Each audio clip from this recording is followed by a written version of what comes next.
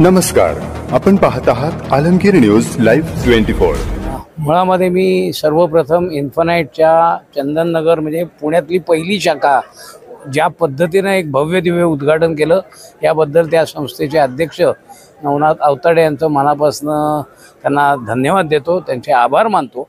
कारण पुण्यासारख्या एका मोठ्या शहरामध्ये जे सांस्कृतिक शहर म्हणून ओळखलं जातं त्याला आता आर्थिक राजधानी करण्याचं काम आवताडे सर करतील अशी मला खात्री आहे। आज ज्या प्रमाणामध्ये महिला वर्ग मोठ्या प्रमाणावर इथं उपस्थित होता आणि त्यांच्या मनामध्ये एक गोष्ट की महिलांमध्ये साक्षरता निर्माण करायला पाहिजे, तरुणांमध्ये निर्माण केली पाहिजे आणि त्याचं मोठं काम ते आता हाती घेत आहेत आणि त्यांच्या या संस्थेच्या इतर ज्या व्हर्टिकल त्याच्यातनं खऱ्या अर्थाने एक जागरूकता निर्माण प्रत्येकामध्ये करावी आणि प्रत्येक पुणेकरांना चांगली गुंतवणूक करावी, चांगली बचत करावी आणि एक आर्थिक स्वातंत्र्य चांगल्या प्रकारात निर्माण व्हावं। पुढच्या वर्षभरामध्ये या इन्फिनाइटच्या 10 शाखा पुण्यामध्ये, 5 शाखा आणि अन्य जवळपासच्या राज्यात होत आहेत।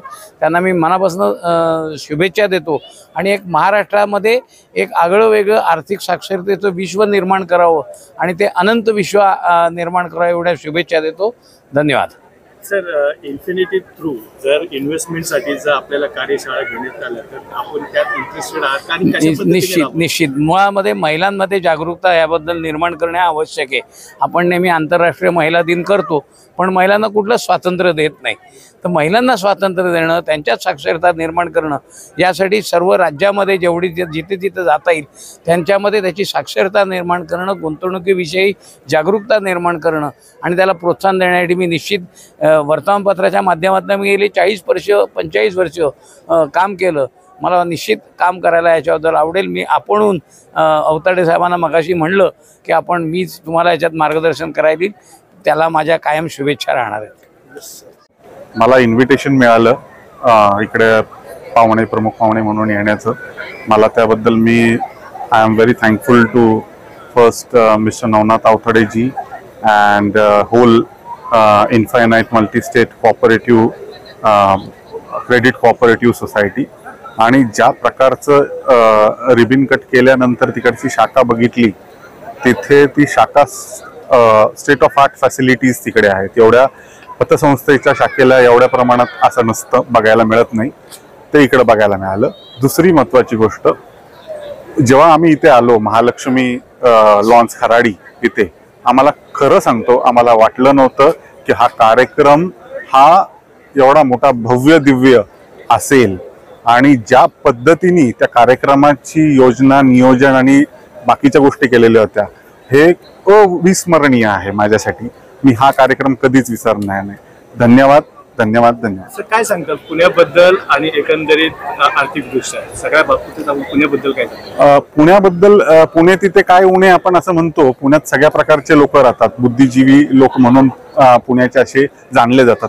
परंतु ह्या बुद्धिजीवी लोकांमध्ये मला एक गोष्ट आजपर्यंत कळली नाही की बऱ्याचशा लोकांमध्ये आजही आर्थिक साक्षरता कमी जाणवते।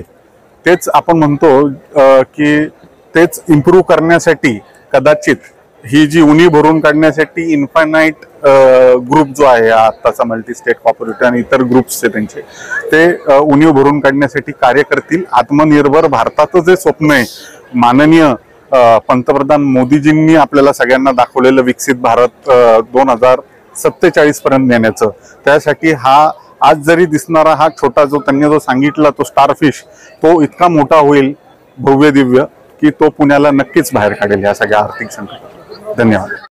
आमचे फ्रँचायझी पार्टनर्स आहेत, या सर्व फ्रँचायझी पार्टनर्सनी मिळून हा कार्यक्रम सक्सेसफुल केलेला आहे। खरं तर आता जेवढे आपले सभासद जोडले गेलेले आहेत हे सर्व क्षेत्रातले वेगवेगळ्या उद्योग व्यवसायामधले आहेत आणि त्यापैकीच आमचे दीपक बनकर साहेब हे इव्हेंट मॅनेजमेंटचंच काम करणारे आमचे फ्रँचायझी पार्टनर आहेत। हे सगळं त्यांचं दररोजच रुटीन वर्क आहे आणि त्यांनी संस्थेमुळे जर माझी एवढी प्रगती होत असेल तर आणि मला पॅसिव्ह इन्कम जनरेट करून जर संस्था देत असेल तर माझं पण एक त्याच्यामध्ये ही संस्थेची प्रगती होण्यासाठी काहीतरी हातभार लावला पाहिजे, म्हणून त्यांच्या पूर्ण टीमनी हा कार्यक्रम भव्य दिव्य करण्याचं नियोजन केलं आणि त्यांनी ते खूप सक्सेसफुली पार पडलेलं आहे। भविष्यात विस्तारीकरण कशा पद्धतीने करणार आहात आणि जास्त लक्ष असणार? यस, भविष्यामध्ये पुण्यामध्ये तर प्रचंड मोठा स्कोप आहे आणि पुण्यामध्ये जेवढे वॉर्ड आहेत त्या प्रत्येक वॉर्डमध्ये आपलं स्वतःचं ब्रांच किंवा CSC कस्टमर सर्व्हिस सेंटर आम्ही उपलब्ध करून देणार आहोत. त्याचबरोबर घराघरामध्ये जाऊन लोकांना अर्थसाक्षर करणं आणि त्याला बचतीचं महत्त्व समजावून सांगून त्याची बचत घ्यायला सुरुवात करणं. म्हणजे आम्ही इतर बँकांसारखं डिपेंड नाही राहणार की ग्राहक आपल्या दारात येईल आणि तो बचत करेल. उलट बँक मित्र ही संकल्पना आम्ही राबवून घराघरामध्ये आमचा व्यक्ती जाईल, त्याला अर्थसाक्षर पण करेल आणि त्याच्याकडून बचत घेऊन त्याचं रूपांतर गुंतवणुकीत करेन. त्याला फायनान्शियल फ्रीडम, आर्थिक स्वातंत्र्य मिळवून देण्यासाठी आम्ही कटिबद्ध असू. सर साधारणपणे आपण पाहतो की एका व्यवसाय शेजारी दुसरा जर व्यवसाय असेल येस तर साधारण तो ताकद नाही, पण तुम्ही एका बँकेच्या शेजारी दुसरी बँक उभी केली. येस येस त्याच्या येस काय हा खरं तर तो योगायोग आहे. म्हणजे ही बँकेच्या शेजारी आम्हाला जागा मिळाली. आम्ही डेलिबरेटली ते केलेलं नव्हतं. सुदैवानं आम्हाला ती जागा जशी पाहत होतो तशी मिळाली. आम्ही कुठल्याच या बँकांबरोबर आम्ही कॉम्पिटिशन पण करत नाही किंवा त्यांना फॉलो पण नाही करत. आम्ही फॉलो कोणाला करतो तर मी नेहमीच माझ्या कार्यक्रमातून सांगत असतो, पुण्यामध्ये ज्या चांगल्या संस्था काम करणाऱ्या आहेत त्याच्यामध्ये कॉस्मॉस बँक एक आहे, ज्यांना 110 वर्ष पूर्ण झालेले आहेत. त्याचे संस्थापक हे सुद्धा आता लोकांना माहीत नाहीत, पण त्यांनी जे त्यावेळेस बीज रोवलं होतं ते आदर्श ठेवून पुढचे संचालक मंडळ सुद्धा काम करत राहिलं आणि त्यांनी एवढी मोठी संस्था उभी केली.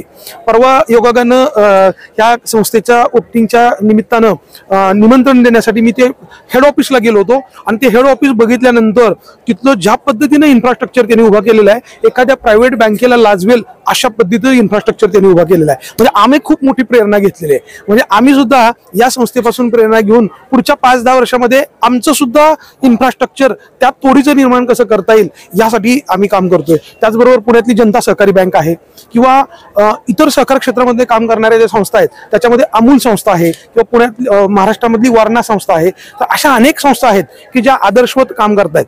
त्या सगळ्यांचं त्यांना फॉलो करण्याचा आम्ही निश्चितपणे प्रयत्न करणार आहोत. Yes sir.